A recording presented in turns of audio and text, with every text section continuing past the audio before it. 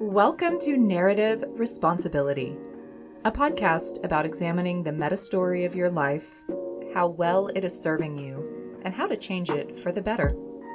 I'm Elena Wolf, relationship coach and life alignment mentor, and this is this week's New Perspective. Hi there! I'm so glad you're here today. This is episode 33 on comfort eating. Okay, I apologize for yet again being late with the episode. I think I finally solved my recording problem because I just bought myself a new microphone. It's an upgraded USB mic from the headset that I use on Zoom calls. Probably not as fancy as my analog equipment, but there's only one signal path. So I know where the problem is if something's going wrong. I am just done trying to figure out what is going on with that set of equipment and why it will not consistently work. So the production delay this week was more that I recorded it on time and then it didn't work editing, and I just said, no, I am not doing this. I'm buying something else, and that took a couple days to get here. Here we are. Okay, so today's topic, comfort eating, is actually going to be a 2-day topic, but I guess in this way, the delay is good because now you'll only have to wait like 2 or 3 days for the follow-up instead of a whole week. I have it split more or less into background information and then the practical action part of if this is a pattern that happens for you and you want to make some changes, how you might go about doing that.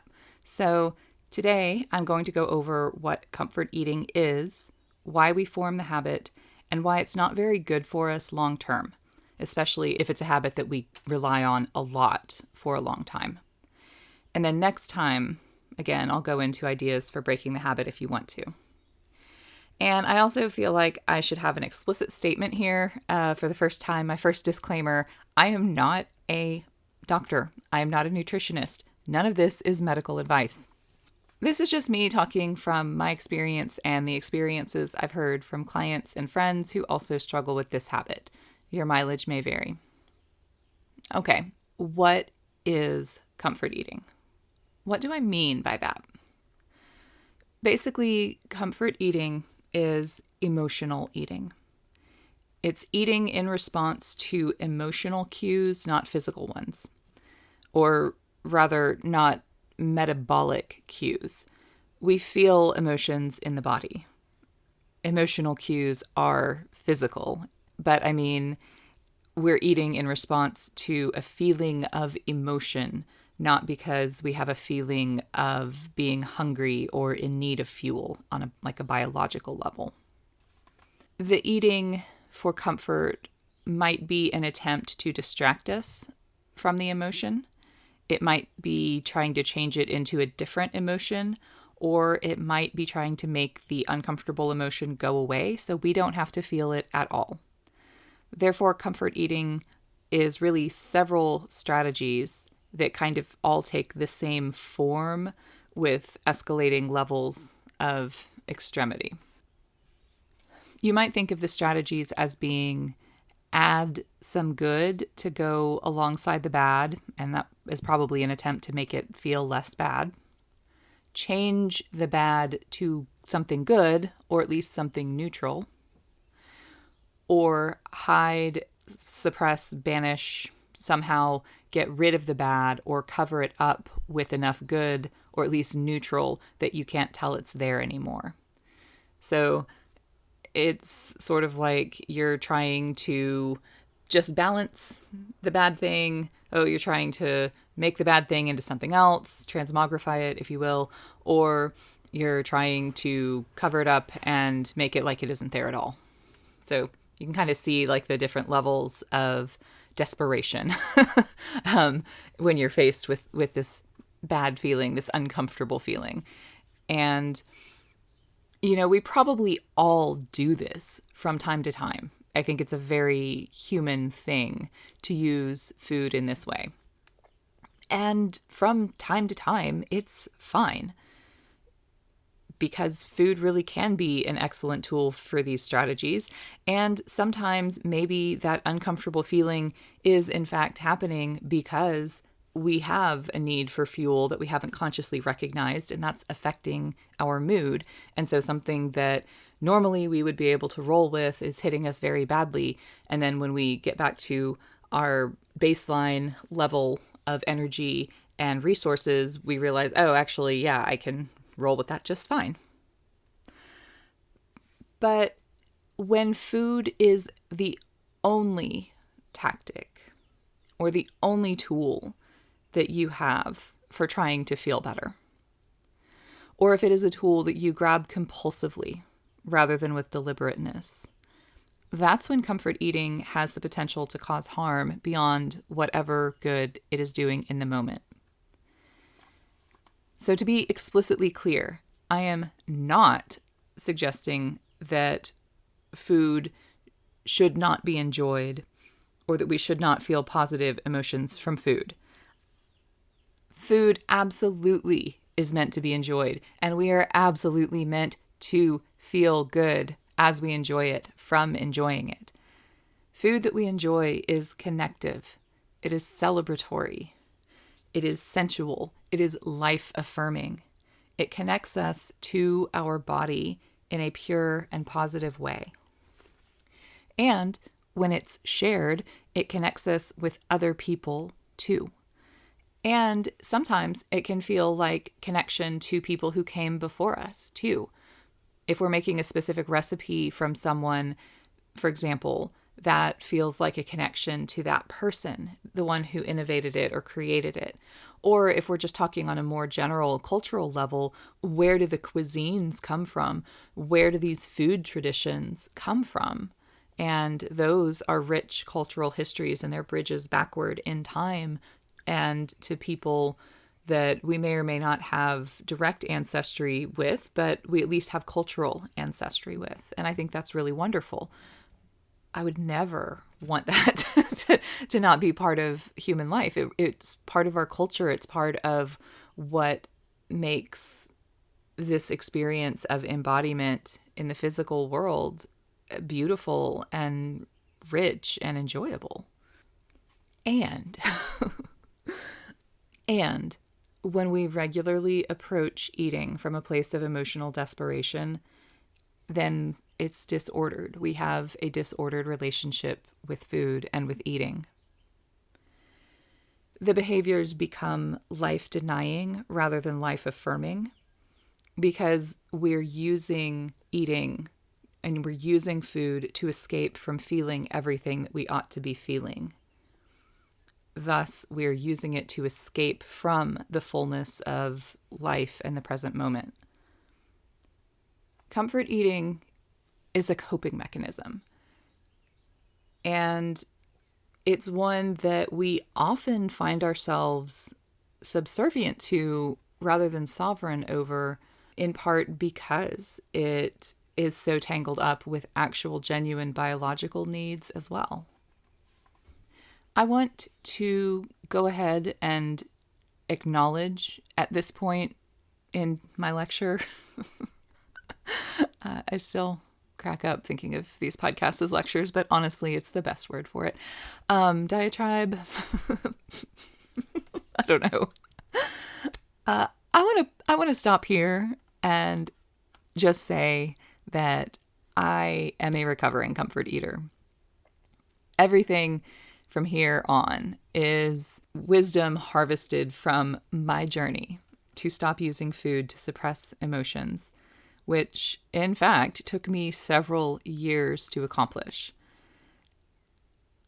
I don't say that as like a frightening thing, like, oh my gosh, this is some terrible journey that's going to take years. I was fumbling around in the dark a lot of the time. Because this started for me actually before I was really doing a lot of personal development work. This recognizing this pattern in myself actually was one of the first wake-up calls I had that my life was out of balance and that I was deeply unhappy and did not have the tools that I needed to deal with my life as it was.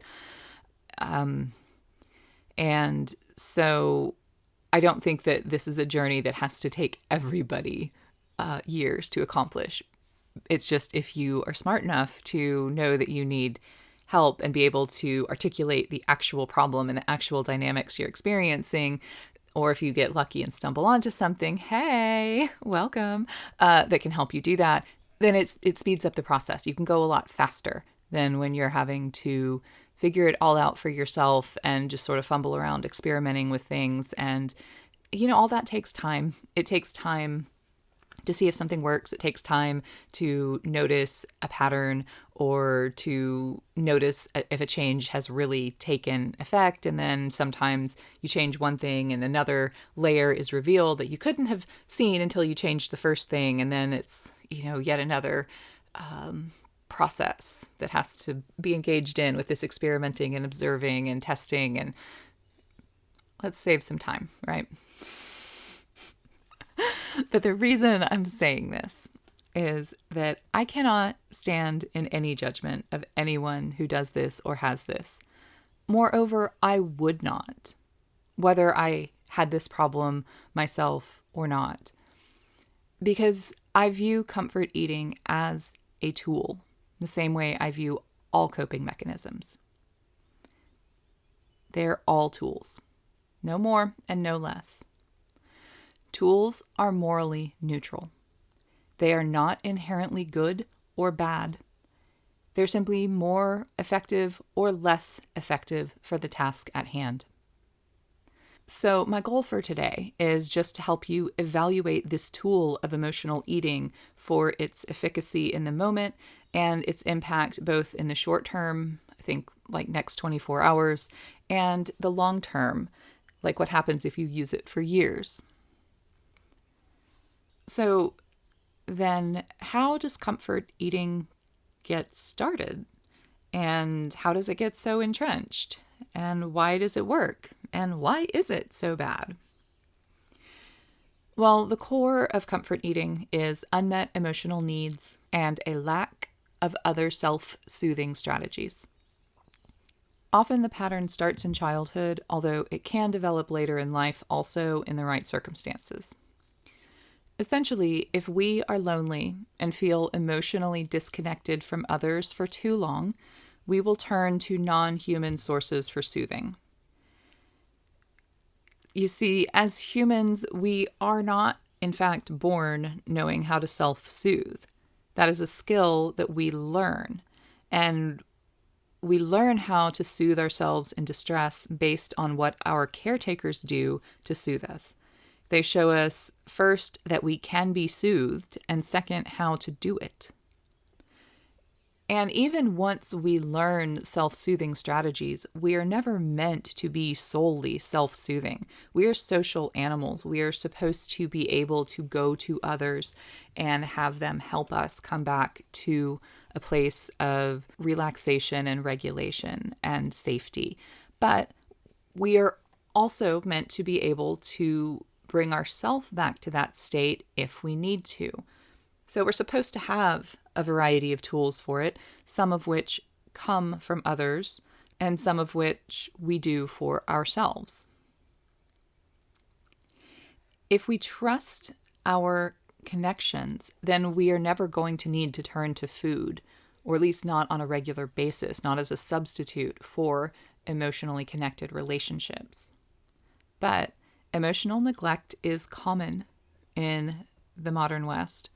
Many children grow up in homes where material needs are met, but emotional needs are ignored or even punished. So these are homes where it looks like you have everything. You have a happy childhood, you have a stable home and a stable family. But if there is distance in those relationships, if there is no emotional attunement, if you are told that your emotions are a problem, then there is emotional disconnection. That is emotional neglect. Another way to think of it is that children in those families are not being given the experiences they need of having others soothe them. Their connection needs are going perpetually unmet. And so they have to figure out how they can cope with this on their own, because chronic emotional distress is unbearable. And chronic nervous system distress and activation is unbearable. Comfort eating is a common solution for children who were raised in this kind of loneliness. Even if they, again, had a family that on the surface looked like everything was fine, if there was this emotional disconnection, they were feeling lonely and isolated inside. Why is it so common? I mean, frankly, because it's a short jump from food relieves my sense of physical distress when I'm hungry to food relieves my physical distress when I'm sad or lonely or bored or anxious or overwhelmed. It does many things. It's like magic. So comfort eating being a common pattern in emotionally neglected children and the adults that they become makes a lot of sense. If we pick up the habit in adulthood, it's usually in response to prolonged isolation or loneliness. Think, for example, of a teenager going off to college and being alone without any of their prior support systems in place. Or maybe someone takes a new job and they have left all their, friends and that they worked with before, and they don't have a lot of friends outside of work. Or maybe you move to a new town, something like that. There are times when we might be in more distress from the changes and also separated from our normal sources of connection and soothing, and that we don't have a sense of other resources or other people to go to anymore. And that can also drive us to comfort eating. So comfort eating, in short, is a coping mechanism for unbearable emotional pain. It is a tool for relieving the distress of that pain. And in the moment, honestly, it is very good at doing that. It is a wonderful distraction, especially if simple carbohydrates and or sugar are involved. And more on why in a bit. If we're kids, we keep grabbing this tool because it works, and then we can move on. Even the smartest and most existentially aware child isn't going to think, man, I really need to diversify my copes. No, you're just going to default to the path of least resistance, and the thing that you have access to that you know works is the path of least resistance. And if you keep doing it, it becomes a habit, an ingrained behavioral response that you don't even have to think about. It's a muscle memory that you just kind of do. Feel sad? Grab a cookie. Feel anxious? Grab a cookie. Feel overwhelmed? Grab a cookie. Feel? Grab a cookie. The feeling to cookie pipeline is too real. Now, if you came to comfort eating as an adult, it's probably as a last resort because you have exhausted all other resources. It might become a habit via repetition, but the repetition is more likely to come about because you continue to be in a situation where you don't have other tools and can't seem to find either new ones or a way to access the old ones. Okay, so what maybe are some of the more specific reasons we might engage with comfort eating? Like, what are we really trying to do? Emotional avoidance of pain or some negative feeling. Negative here being uncomfortable or distressing or something we've been told that we are wrong for feeling. No emotions are inherently positive or negative. They're simply more or less tolerable and more or less convenient for us to feel at any given time. So, emotional avoidance. We might also be seeking emotional comfort or connection. We might be seeking pleasure. We might be rewarding ourselves or trying to use it as a reward for hard work, or maybe as a bribe to stay focused and keep working. We might be trying to soothe nervous system activation. We might be trying to alleviate the distress from sensory overwhelm. Or Conversely, we might be understimulated and lacking the sensory input that we need to feel truly engaged in the moment, and so we're seeking more. We might be seeking to connect with our body or the present moment, or conversely, we might be seeking to disconnect from our body or the present moment. And finally, we might be having an experience of our inner child sort of jerking the wheel. This is where repressed urges that we've been, ignoring, pretending don't exist, come up and just sort of take control of our behavior without our conscious intention. And sometimes even when part of us is saying, this is awful and I want off this ride, but this energetic part of us is actually stronger in that moment than our self-regulatory mechanisms. Generally, comfort eating comes down to us feeling uncomfortable in our body or with our emotional state and seeking to change how it feels in our body or what our emotional state is. In other words, we are seeking to soothe ourselves in a time of distress. Now, why does it persist as a habit? Some common reasons include a lack of other skills or strategies to soothe ourselves, a lack of connection or support with other people or with other people that we trust enough to ask for soothing from,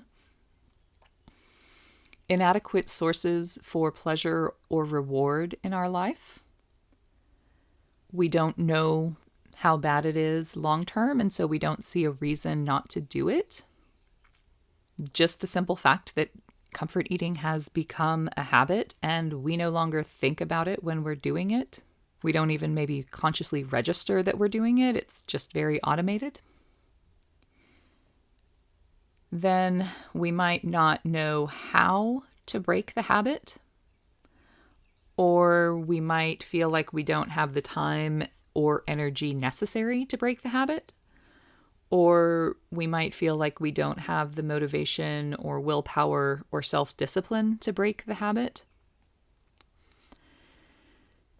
And honestly, I think ultimately it persists because it is effective at all of those above goals, like the avoiding pain and the seeking comfort and pleasure and the trying to distract ourselves and the trying to be more present and deal with overwhelm. Like it's good at all of those things, and that's why we keep it in the toolbox. So in the short term, yes, it is a very effective tool, but it comes at a cost. So for the final part of today's episode, let's talk about that cost. Here's where things get a little bit sciencey. I just want to say that I feel like I have a pretty good grasp of the main ideas and the cause and effect sort of flow in all of these mechanisms, but I might not remember the terms precisely. I might conflate certain things unintentionally because that's just how I understood it or remembered it, or because I'm trying to just make a macro level point and not get too hung up in the technical details of how these systems in our body work. But there are 3 books that I have read about our relationship with food and fuel that come to very similar conclusions about the problems of our modern diet from very different angles. One of them was about metabolic disease and disruptions. One of them was about addiction and neurochemicals. And one was on glucose processing patterns.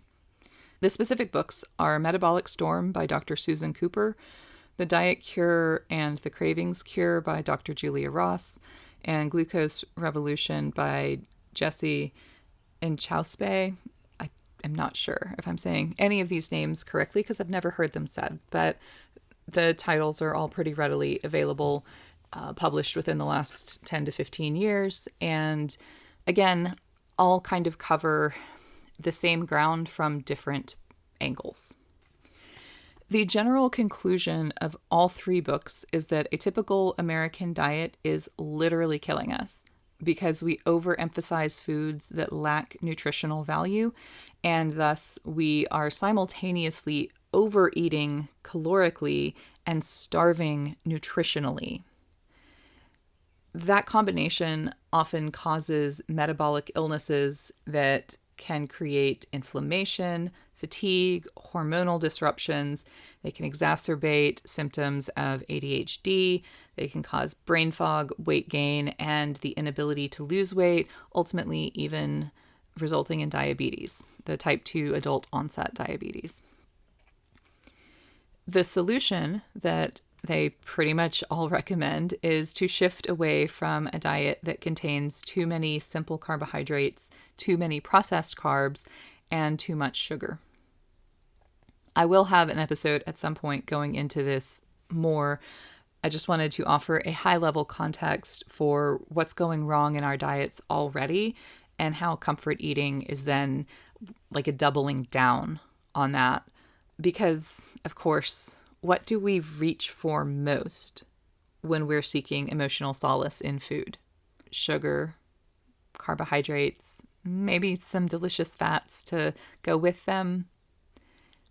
These are things like cookies, like cake, ice cream, or on the savory side, it's mac and cheese or cheesy potatoes, bread with butter, chips, crackers. Again, it's starches, simple carbohydrates, sugars, maybe some fats. And often these are highly processed starches. And often it is an artificially high sugar level. Why do we go for these types of foods? Part of it is that this stuff is really easily available and it's shelf stable, so we can keep a package of cookies at our desk at work and they'll still be okay the next day. We don't need a refrigerator for them. We don't have to take special care of them. But mainly, I think the reason we reach for these kind of foods is that they carry the highest neurochemical reward.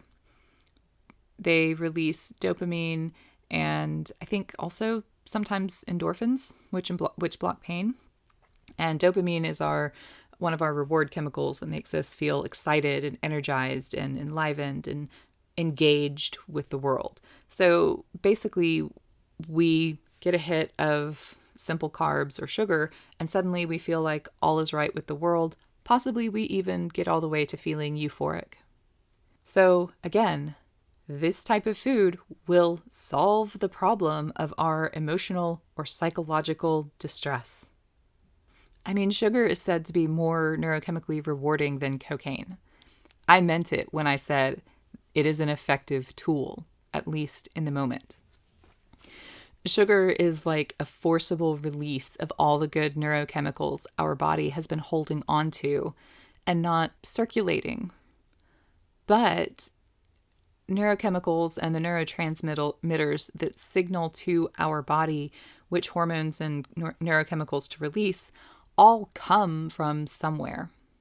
Our body has to make them out of something.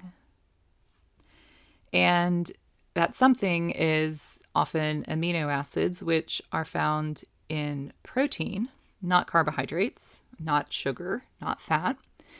And so if most of what you're eating is carbs, then you're likely not getting the right raw materials into your body in order to give it what it needs in terms of building blocks to make more of the neurochemicals and the neurotransmitters and the hormones. So if you eat more sugar and you release by force some of your reserves, you'll actually feel more depleted. You'll be more depleted afterward. And then if you don't go from that state of depletion and fuel yourself with healthy foods, which really what I mean by that is more the foods that will give your body the appropriate building blocks. That's what we mean by healthy here.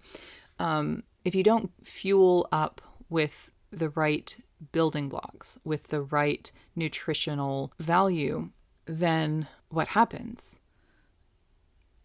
You're still crashing. You're probably feeling worse in your body, and you might reach for more carbs or more sugar because suddenly you're in distress again, you're in pain again, or you're bored again, or you are tired again. Whatever it is that you were needing help with, you have now made worse.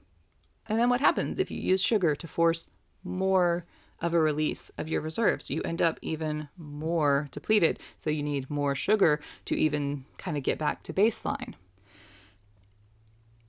If you're listening to this and thinking, gosh, that really kind of sounds like an addiction cycle, ding, ding, ding, you are hearing it rightly.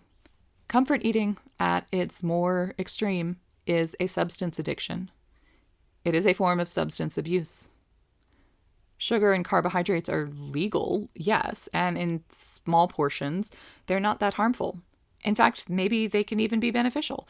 But relying on them to keep our mood regulated is terrible for our body.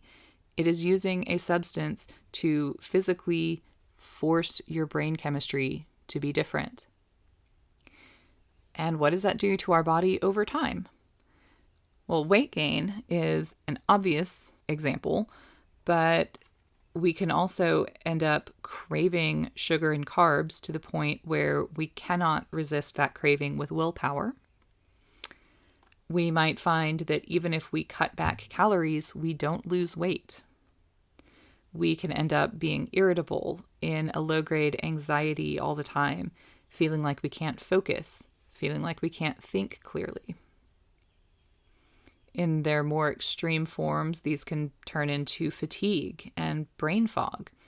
We can have inflammation in our digestive system, gut issues, or maybe just inflammation all over our body on kind of a systemic level. And we can also induce metabolic disease, whose kind of end form is diabetes, but has many stages on the way there. And all of those are just the physical, like physiological ramifications.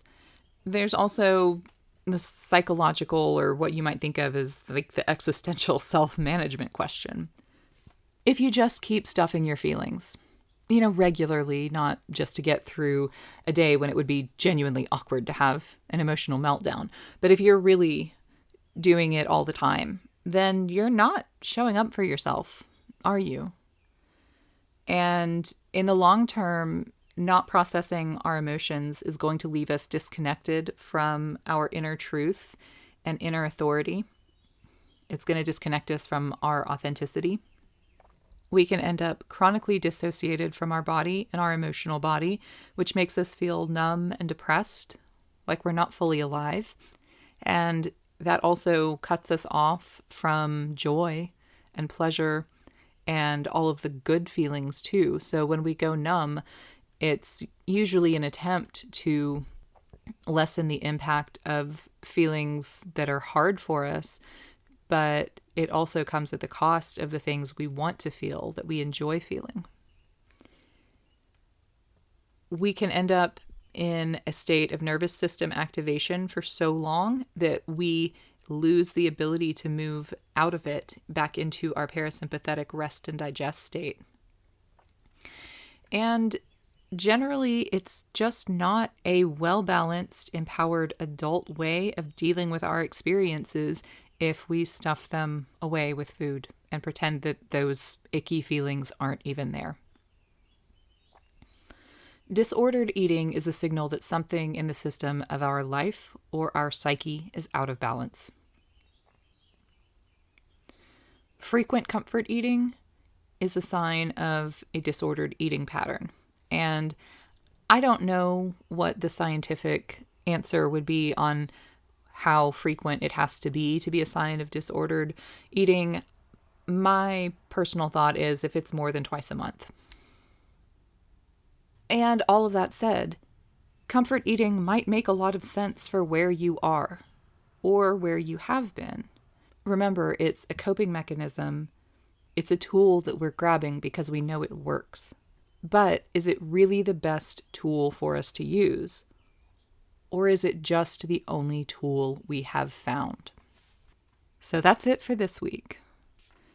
Next time, I'll talk about strategies for finding and developing other tools, and some strategies also for changing what you do when you comfort eat to kind of mitigate the negative impacts of it.